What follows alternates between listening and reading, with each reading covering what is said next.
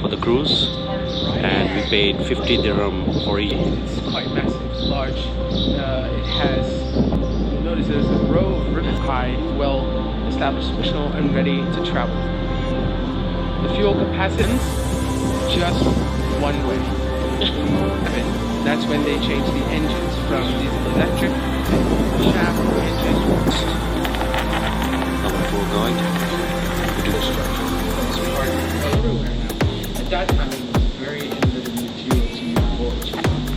Even the disc above is also expert for transport and also being the most innovative ship of that time period. Almost like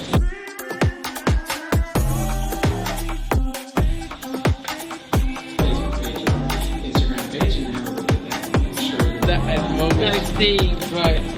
You don't have the power. Here, and in case you were wondering that helm inside there was small, right here. Thank it would goodness. Be, yeah. It would be, imagine. And we are at a cruise. It's a focal point. During summer, So there's no ice goes up. almost none. You can use it. You can actually wear the hat as well if you want.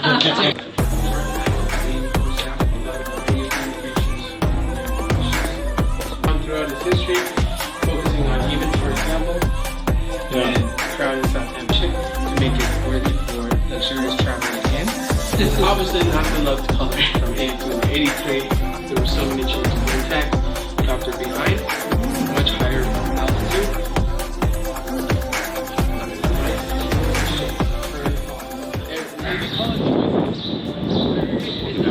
So we took the tour for the cruise, and we paid 50 dirham for each person in-house.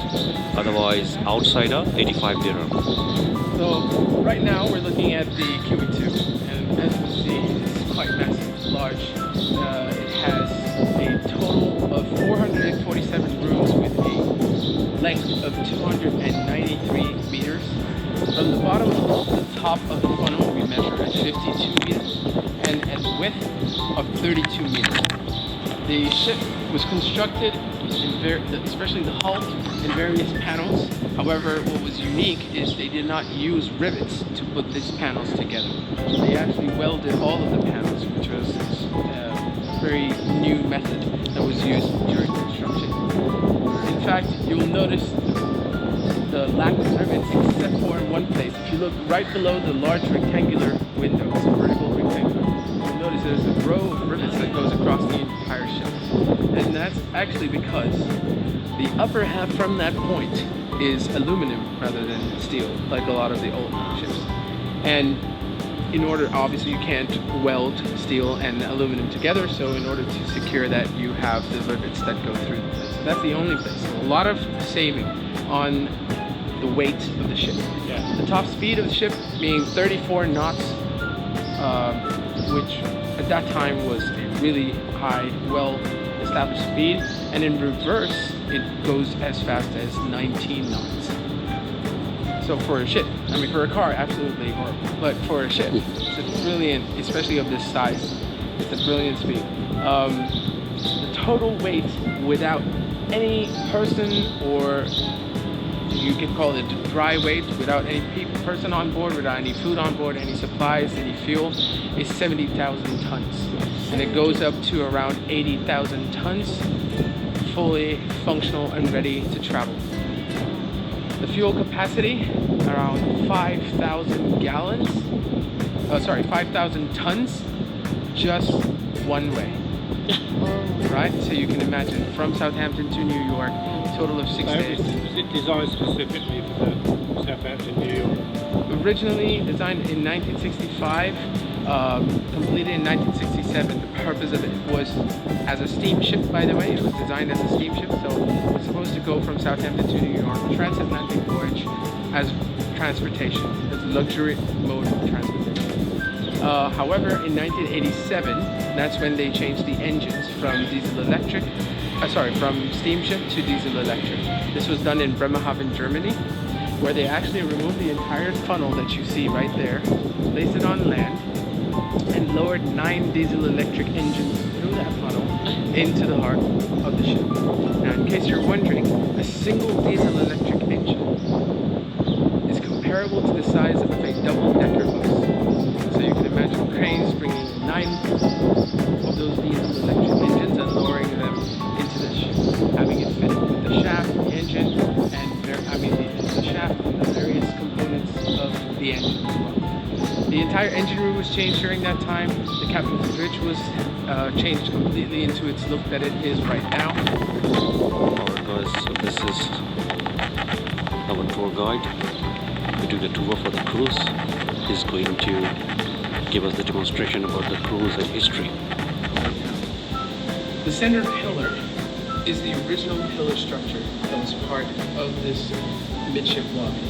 It is made out of fiberglass, and although we see fiberglass almost everywhere now, at that time it was a very innovative material to use.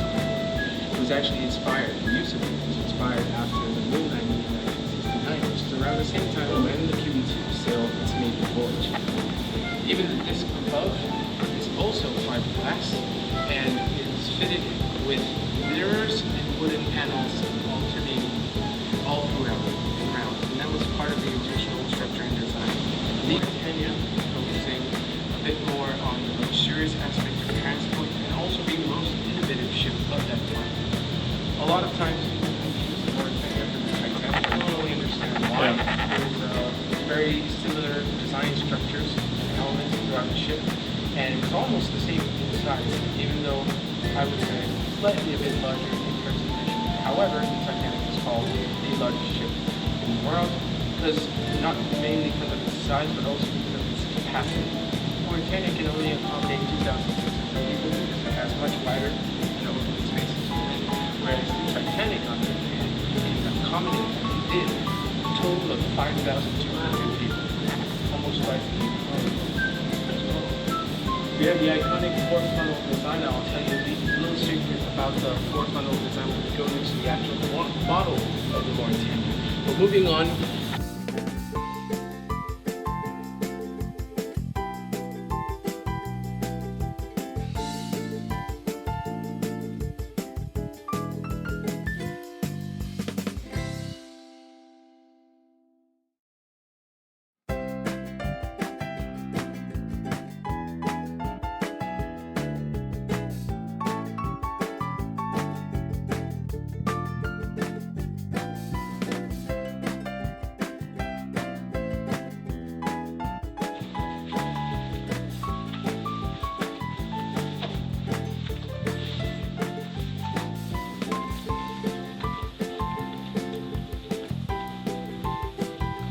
Right here we have 2 photographs, one of Queen Elizabeth II and one of Prince Philip. And right in the center are responses from Queen Elizabeth and Prince Philip to serve as a small thing. But I'll be honest, she even looks like it now. So close to that. Most definitely, if you have nothing planned for that day, have a look at the schedule on the Theater by QE2 Facebook page or Instagram page and have a look at that. I'm sure you'll be interested in the show lineups that we have.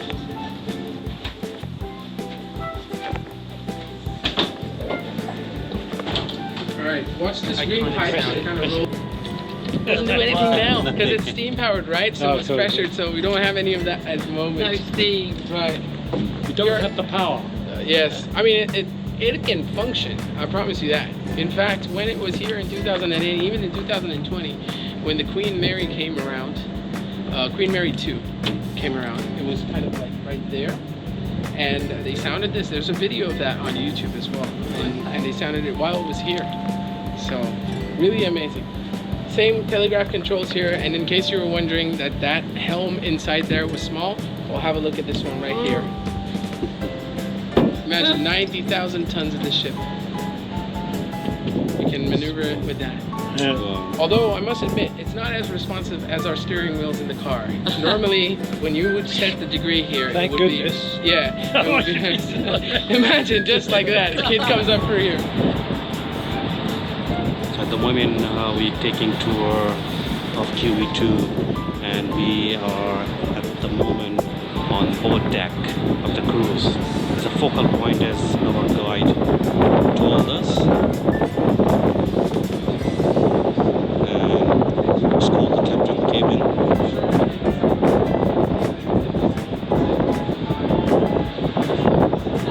Beautiful.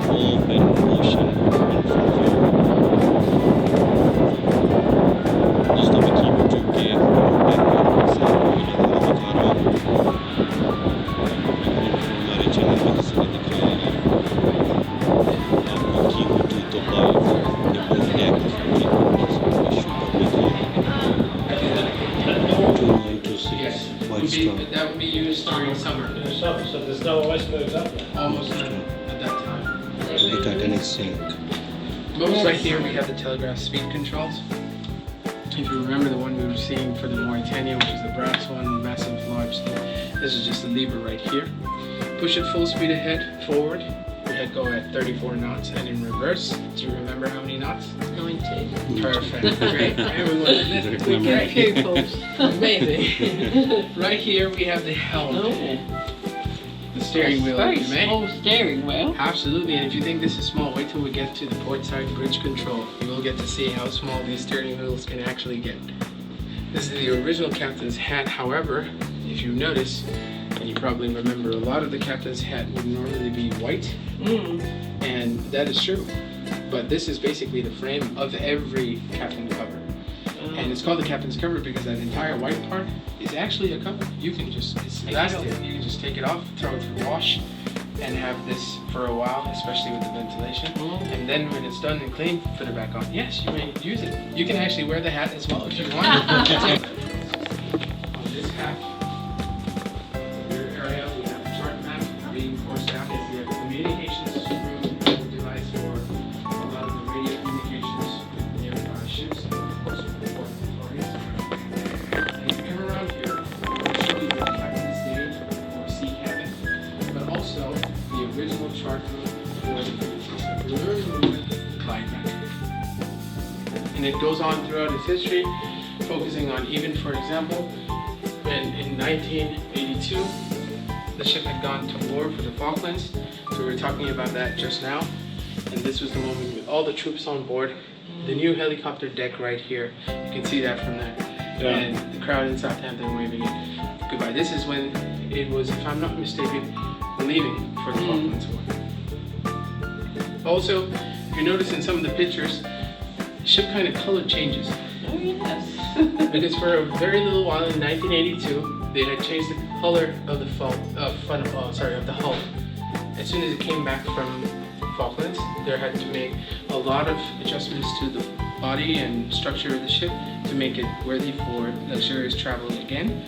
And it was a decision last minute to change the entire hull design to a pebble gray. As you can see, from 82 to 83, immediately changed. It's obviously not the loved color.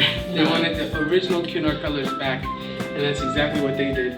So you will see from 82 to 83, there were so many changes. And in fact, I'm not sure if you've seen some of the documentaries, but the QE2 was also famous for a type of roof structure called the macro dome, which was really innovative at that time because it was the only cruise ship to actually have that. An entire outdoor deck gets covered and closed off into an indoor area with the help of the macro dome, which are electronic roofs that would just move and close. So that was a feature not available on any other ship. So that was also how outlined in all of these images. And for me, my favorite is this one in 1985. When when Concorde had actually decided to put the new British livery, the British Airways livery, I think livery was called Landor livery, and they had changed the entire design of what the Concorde looked like. And in order to launch that, they decided to have the red arrows fly up ahead, and of course the Concorde behind it. But at that very moment, it was actually a photographer who was part of the entire process of planning, and they were in a helicopter behind, much higher altitude, and they managed to get the QE2, the Concorde, and the red arrows all in one picture. It was later on called the photograph of the century for that time.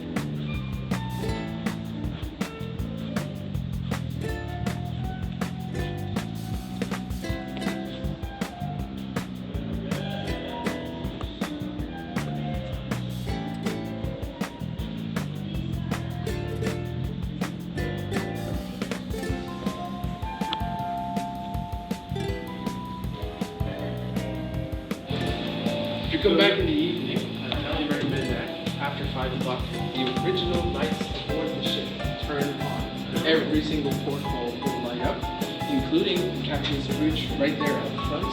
And if you look inside at that moment, you will notice it has very high details of the entire Captain's Bridge, with all the original equipment inside.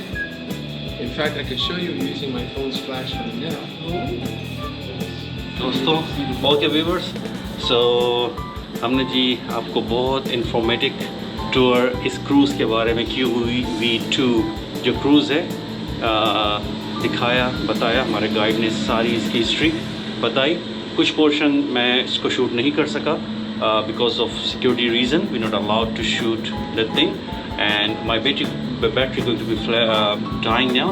सो मैं फिर आपको I hope कि ये video आप लोगों को पसंद आई होगी।